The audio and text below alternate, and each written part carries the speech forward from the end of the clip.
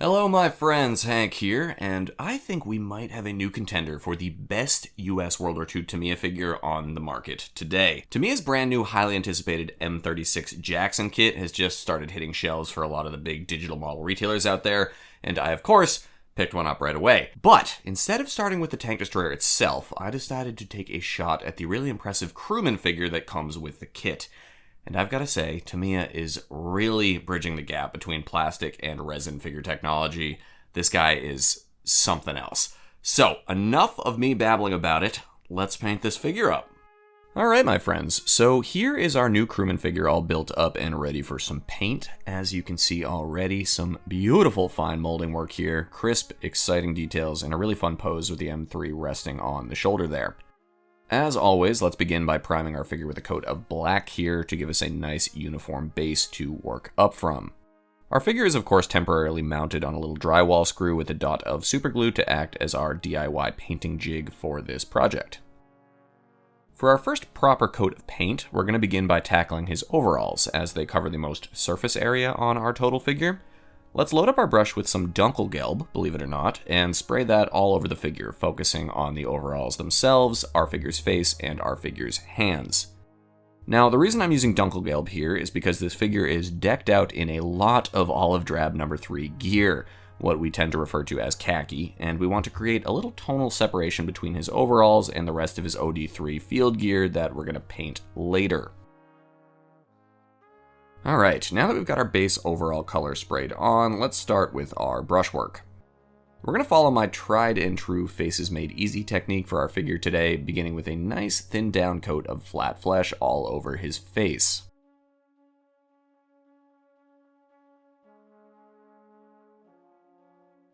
With our flesh toned down, let's now move on to very carefully penciling in 2 little dots for our figure's eyes.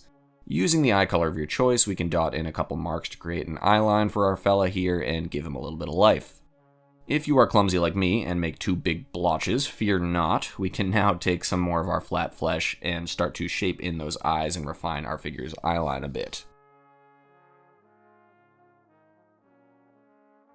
And that is much better. Lovely.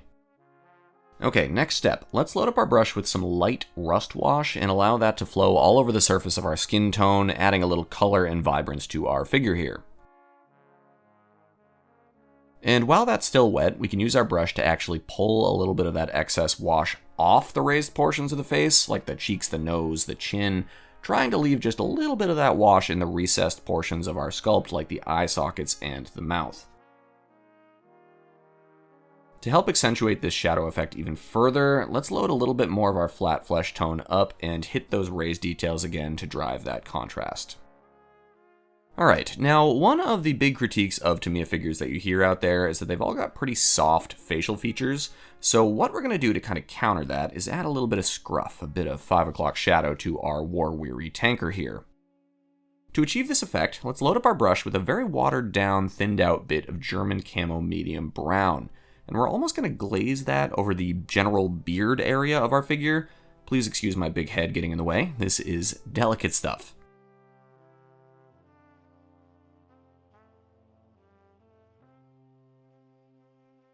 Okay, now we're looking a bit edgier with our scruff on there. Let's move up to our figure's headwear. This crewman has a winter combat cloth cap under his M1 helmet, so let's paint that up with some khaki.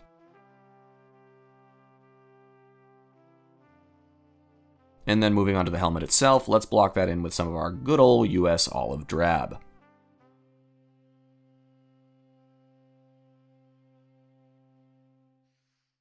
Alright, next let's start to block in the HBT jacket that our figure is wearing under his overalls. For this, we're going to use some green-gray. Be careful as you move around here not to overpaint onto the overalls themselves or onto our skin, of course.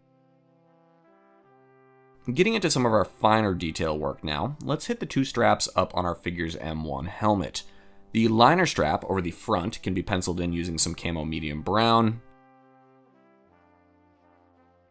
and the main strap on the back of the helmet can be painted in using some khaki, though again, my big dumb head is in the way. Sorry, folks.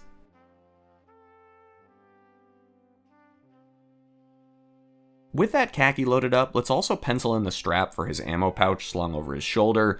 we'll paint in the pouch itself with that same khaki.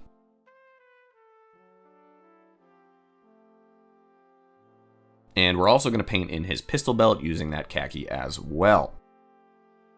Moving on to our figure's gloves. You guessed it, more khaki. We love a bit of OD number 3, no?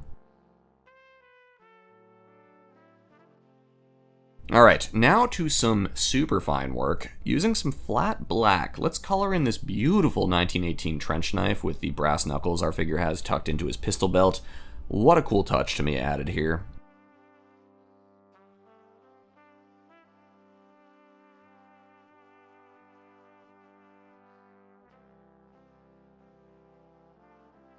And while we have that black loaded up, let's also block in his M3 grease gun.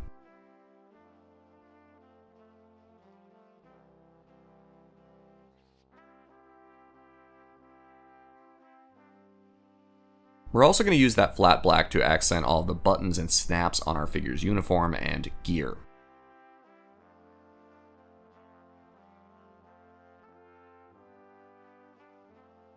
Alright, getting to the end of our painting phase here, let's block in his boots with some red leather. And for a final bit of accent work, let's take some white aluminum and dry brush both his M3 and his trench knife to pop those metal bits. We can also very carefully dry brush some of that aluminum onto the rim of his M1 helmet. Okay, painting phase complete. Let's move on to some weathering. To prep for our weathering, let's spray our full figure with a coat of gloss varnish and let him dry completely. And then we're just going to do a simple sludge wash here with some flory dark dirt to add a bit of grime and help accentuate our artificial shadows. Easy peasy stuff, just brush this product on, and then using a clean, wet brush, pull off any excess product you don't want on the raised areas of the figure. Our goal is to just leave some of this dirt in the nooks and crannies of our figure, the folds of his uniform, and around all of our little details. Since this is a water-activated clay-based product, you can work as long as you'd like until you're happy with the finished result.